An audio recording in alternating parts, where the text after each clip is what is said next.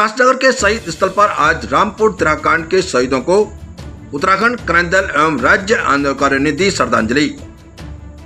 आपको बता दें कि आज से ठीक 31 साल पहले आज के दिन 2 अक्टूबर 1994 को उत्तराखंड के सैकड़ों आंदोलनकारी राज्य की मांग को लेकर उत्तराखंड के देहरादून से दिल्ली की ओर कूच कर रहे थे। उसी दिन जैसे ही ये आंदोलनकारी मुजफ्फरनगर जिले के रामपुर तिराहा पर पहुंचे ही थे कि पुलिस ने उन्हें रोकने की कोशिश की। पुलिस ने राज्य आंदोलनकारियों पर गोलीबारी की। वही पुलिस पर महिलाओं के साथ दुर्व्यवहार, यौन उत्पीड़न के आरोप भी लगे थे। उस दिन पुलिस की इस गोलीबारी में 7 लोगों की जान भी चली गई थी और कई आंदोलनकारी गंभीर रूप से घायल हो गए थे। इन आंदोलनकारियों पर पुलिस ने ऐसा कहर बरपा था कि जिसने जलियांवाला बाग हत्याकांड की याद ताजा कर दी। आज विकासनगर के दिनकर विहार स्थित तिकोना पार्क शहीद स्थल पर यूकेडी के केंद्रीय संरक्षक वरिष्ठ आंदोलनकारी श्री सुरेंद्र कुकरेती एवं राज्य आंदोलनकारियों ने भावपूर्ण होकर शहीदों को अपनी श्रद्धांजलि अर्पित की। उन्होंने इस मौके पर कहा कि यह दिन हमारे लिए केवल एक स्मृति दिवस ही नहीं, हमारी आत्मा को झकझोर देने वाला काला अध्याय है। उन्होंने गहरी पीड़ा व्यक्त करते हुए कहा कि उत्तराखंड राज्य बने हुए आज 25 वर्ष बीत चुके हैं, परंतु अब तक किसी भी सरकार ने उन दोषियों को न्याय के कटघरे में खड़ा नहीं किया। उन्होंने राष्ट्रीय दलों पर आरोप लगाते हुए कहा कि राष्ट्रीय दलों की सरकारों ने बार बार आंदोलनकारियों को केवल छलने का कार्य किया। इस मौके पर आज वरिष्ठ नेता देवेंद्र कंडवाल, जिलाध्यक्ष गणेश काला, वरिष्ठ उपाध्यक्ष भूपेंद्र सिंह नेगी, जिला महामंत्री मायाराम ममगाई सहित दर्जनों राज्य आंदोलनकारी एवं उत्तराखंड क्रांति दल के पदाधिकारी कार्यकर्ता मौजूद रहे। पर आपको बता दें कि उस समय उत्तराखंड राज्य आंदोलन में मुजफ्फरनगर रामपुर तिराकांड जैसी भयावह घटना ने खास भूमिका निभाई थी। इस घटना को याद करके आज भी लोग सिहर उठते हैं। उत्तराखंड की संघर्ष और साहस की गाथाएं जो आने वाली पीढ़ियों को उनके अधिकारों और स्वाभिमान के लिए प्रेरणा देती रहेगी। उत्तराखंड प्रहरी न्यूज चैनल संपादक विनोद रोहताण की ये रिपोर्ट।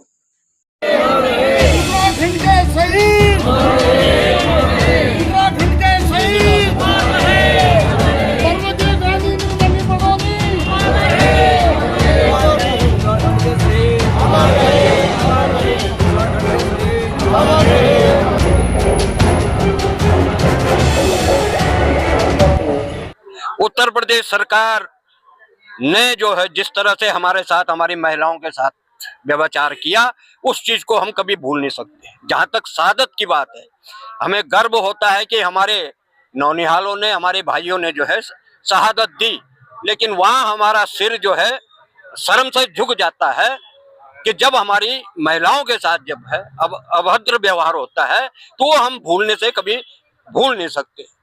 लेकिन दुख इस बात का होता है कि भाजपा की सरकार ने मुलायम सिंह यादव को जो सम्मान दिया, उससे हमें लगता है कि उत्तराखंड का आम जनमानस है, उनके जख्मों पे नमक छिड़का है भारतीय जनता पार्टी ने। आखिर वो चाहती क्या है भारतीय जनता पार्टी?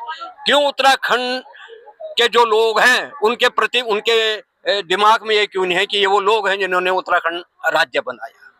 और मौज कौन कर रहा है? जो कल तक विरोधी था। और मैं बहुत सूक्ष्म में कह देना चाहता हूं कि नित्यानंद स्वामी जी पहले मुख्यमंत्री बने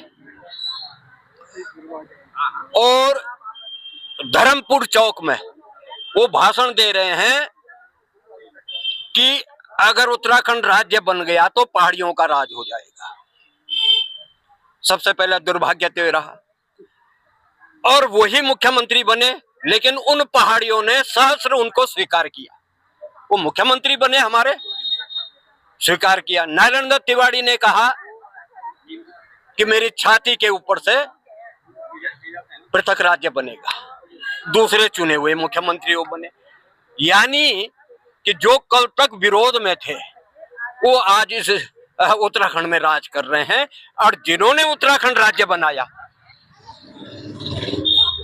जनता ने उनको एक किनारे कर रखा। आज समझ में आ गया है, जब ये हो रहे हैं नकल माफिया, शराब माफिया, वन माफिया, खनन माफिया, राजनीतिक माफिया, सारा माफियों का राज उत्तराखंड के अंदर जब हो गया, तब सैलाब आ रहा है उत्तराखंड क्रांति दल के प्रति, लोगों का रुझान आ गया है। संपूर्ण पहाड़ के अंदर आप जाके देख लें तो पूरा पहाड़ जो है इस समय उत्तराखंड क्रांति दलमय हो चुका है।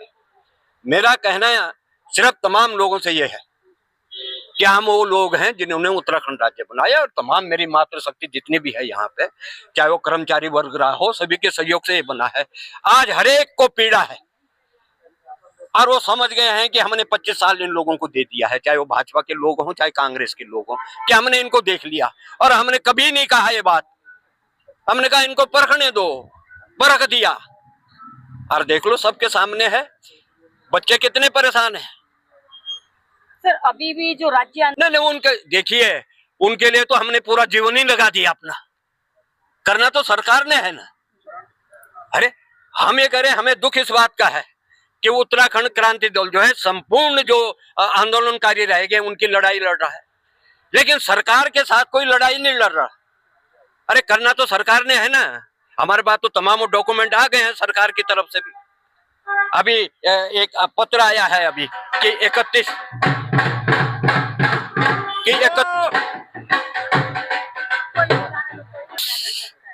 2023 तक जिन लोगों की एप्लीकेशनें जमा हो गई हैं उनकी इंक्वायरियां शुरू हो गई है। तो कौन कर रहा है? वो हम ही तो कर रहे हैं।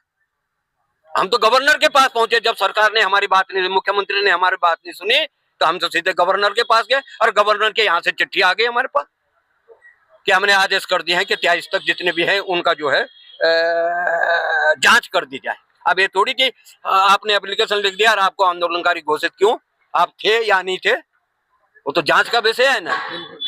और ऐसे लोगों की भी जांच हो रही है कि जो उत्तराखंड आंदोलन में नहीं थे और जिनके हमने कभी दर्शन नहीं किए और आज भी नहीं कर रहे, उनकी भी जांच होगी।